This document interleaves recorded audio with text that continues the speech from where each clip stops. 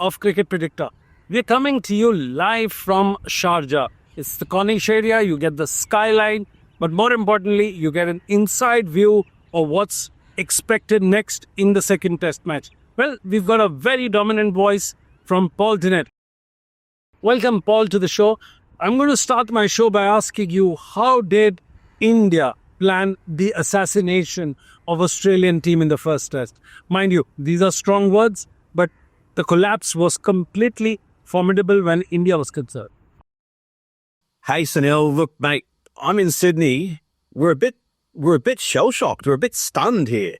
I'm outside. Can you hear the sound? It's cicadas. That's like the world's loudest insect. Every November and December, outside you get this roaring sound in the background, and it's a sound I associate with Australia winning at cricket.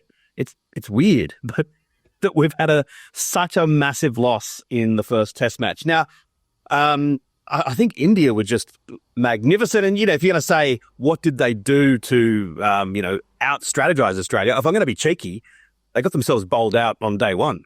I can see, and I'm probably clutching at straws here, but I can see, a sliding doors moment where if India had not got bowled out till the end of day one and Australia had got to bat them with our top order on day two and it was flat, a Labuschagne century, an easy Australian win, and everything would be very difficult. Very, very different, I should say. As it was, Australia having to bat at the second half of that first day, exposed them to Bumrah, who he may well be the greatest bowler of all time. I've been telling everyone who will listen how exciting it is that he's now got a test bowling average of 20.06. Of all bowlers with 150 wickets or more, only SF Barnes, who played at the very start of the 20th century, has a better average. It goes Bumrah at 2, Alan Davidson, then there's Marshall Garner and Ambrose. Those are the best bowlers that I can ever recall. Bumrah is right at the top. To face him under those conditions on a difficult day one pitch, it was too good. It was too much to ask for the Aussies. And people have been talking about it as one of the great spells by an overseas bowler in Australia. So I think that from a tactical point of view, I think what India did do well, they were very, very accurate with their bowling. Sometimes overseas sides don't do that so well in Perth. It's kind of a cliche that you see the extra bounce and you want to bowl bouncer after bouncer after bouncer, and overseas sides get that wrong. The only one bowling bouncer after bouncer in Perth was poor old Marnus Labuschagne, and didn't the Indian batters love that? The other thing I think was, I really was impressed with the batting of Nitish Kumar Reddy and the freedom with which he played. Contrast that to Labuschagne and Smith and some of the Aussies who were really, really tight and tense and not willing to play a single aggressive shot. Kumar Reddy came out, smashed the ball everywhere, really got India's momentum going in both innings. And, of course, Kohli, fantastic as well. So India, just what could have gone, it couldn't have gone any better for them in that first test. Kohli, century, tick.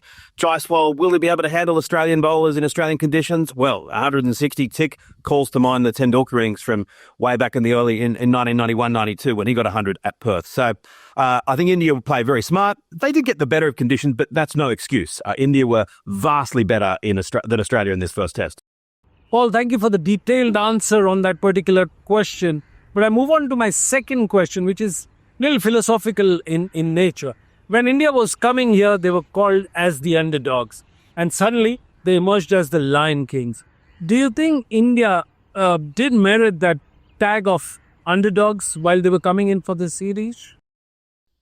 It's funny, India, they always seem to get underestimated when they come to Australia. Like the last two times that they've been here before the series, they were the underdogs. They were the underdogs this time round. And I think we're all probably guilty of reading too much into the thrashing by New Zealand. It was very, very different conditions that they were faced in India compared to what they're going to face here.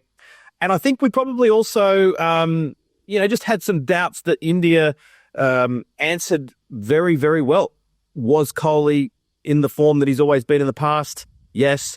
The big thing that a lot of Australian commentators got wrong was this feeling that, Bumrah's a champion, but after that, their fast bowling really drops away alarmingly, especially given that Shami's not going to be here. Well, as it was, I thought Harshit Rana and Mohammad Siraj bowled really nicely. The fact that they've got Akashdeep and Krishna on the bench shows the strength of their lineup as well. And hey, look, like speaking of the bench, Rohit Sharma, Shubman Gill not playing in the first test. Obviously, one with the birth of his second son, one with an injury. Jadeja and Ashwin left out, and then Sarfraz Khan. I mean, they didn't even think about playing Sarfraz Khan in the first test. Yet he has a first class average of 65. Tell you who'd be playing is Sarfraz Khan. If he was an Australian, he might be the first batter picked for our side right now. Yet he couldn't get into the Indian side despite the fact that two of their top batters were missing. So I think ultimately the Indian side is a lot better than a lot of people thought. Well, Australia seemed to have missed out on the jigsaw puzzle, the very important cog in the wheel. What do you think it was and how they would make up going into the second test?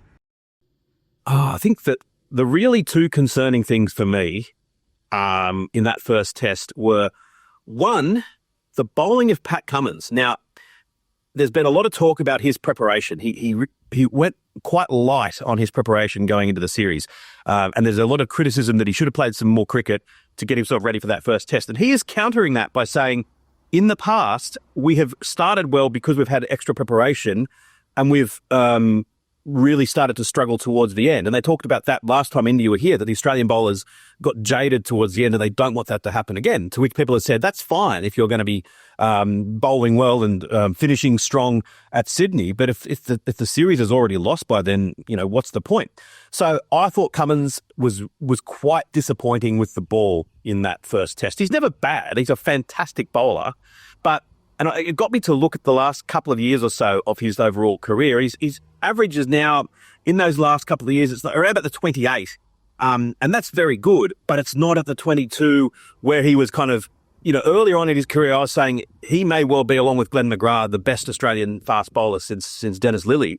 The way that he's performed in the last couple of years, I'm starting to waver on that. So massive question mark over him coming into this second test. If he comes back to his best, then maybe Australia's going to look good once more.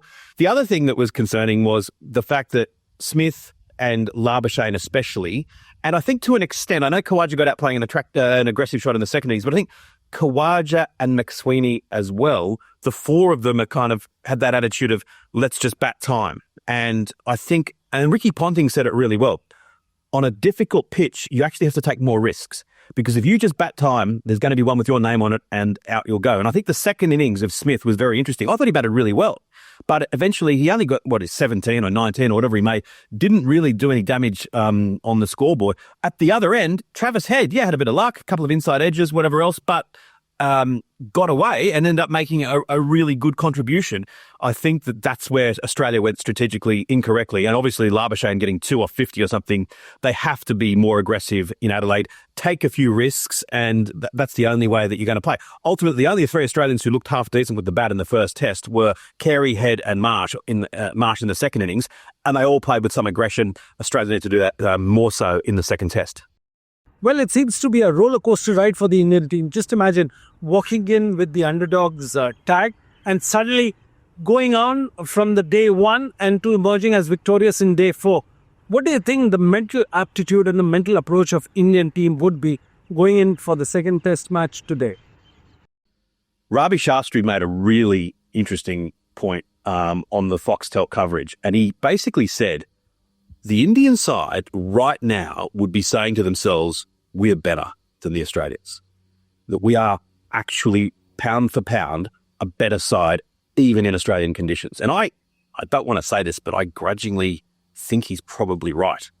So if I was the Indian side going into the second test, I would say, look, we're better than them. We're not miles better than them. If they have the better of conditions, if we drop a couple of catches, or they have someone who just happens to have a wonderful test match, they could beat us. But over the course of a 5-test series, really, that's enough of a length of time that our inherent superiority should show. So I'd be saying, look, if we go out and win the Adelaide Test, happy days, we're all good. But if we go out and get beaten in the Adelaide Test, it's going to be because of one of those things I said above. That's fine.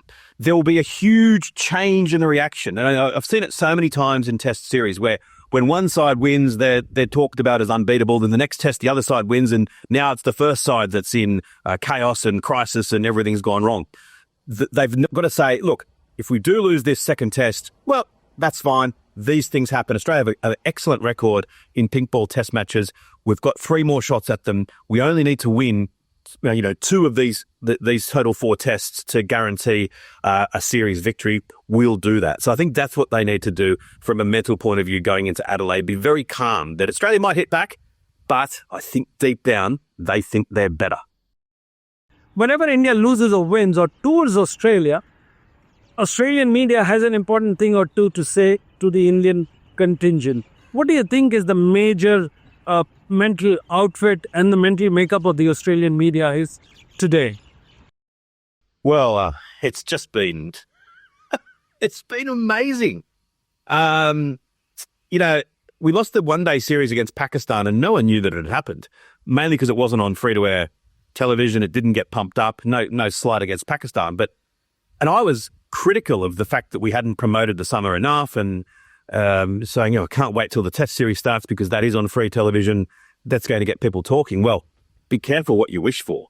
There has been just an avalanche of media commentary and people on social media and pubs and friends and everywhere around the country. There's a real feeling of anger, as though the team has let us down.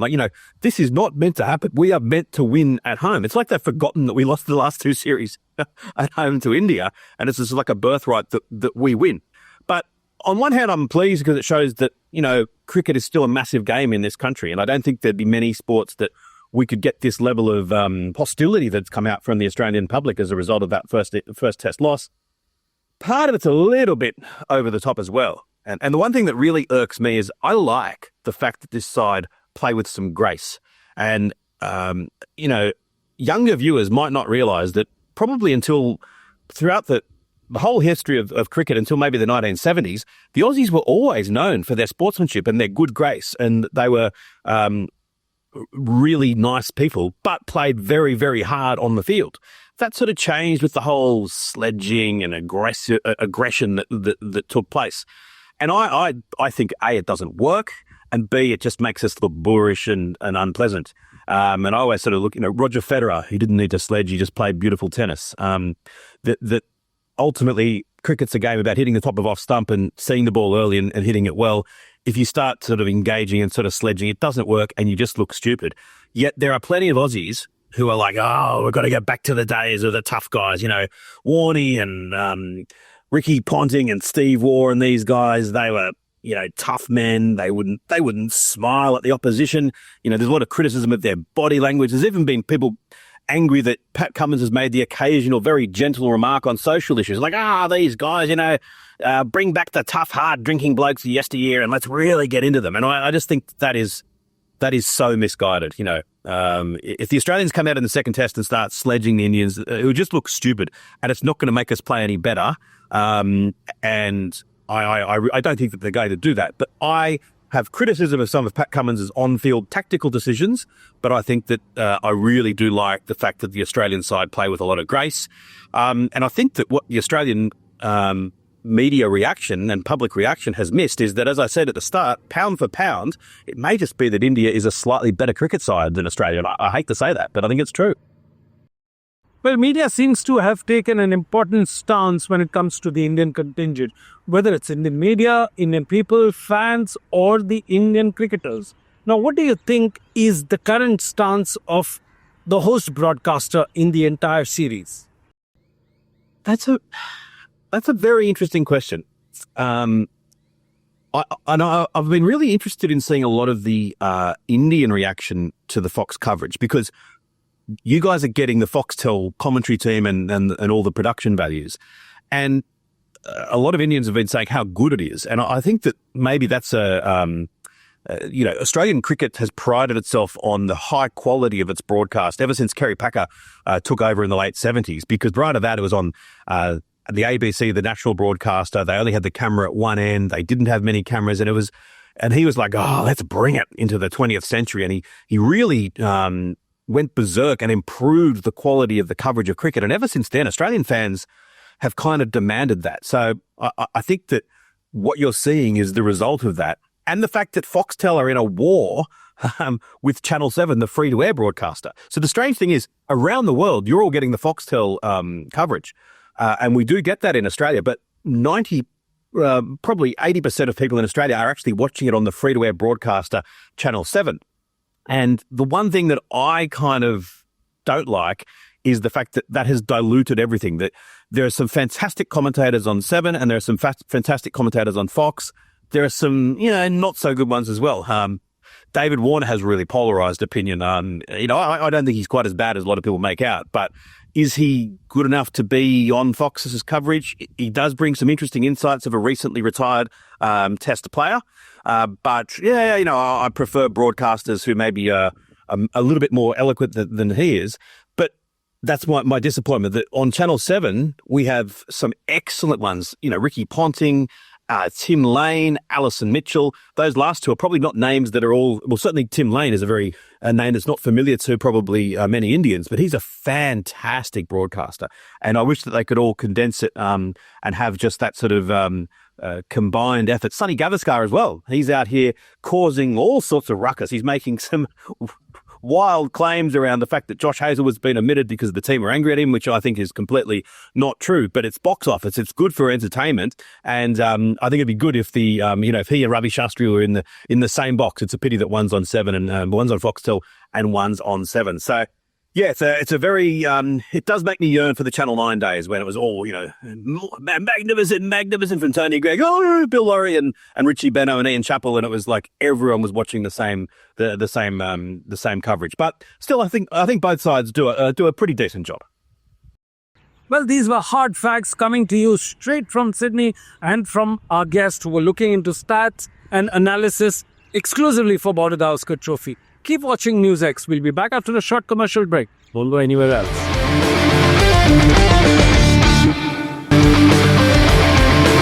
Subscribe to the NewsX YouTube channel, hit the bell icon.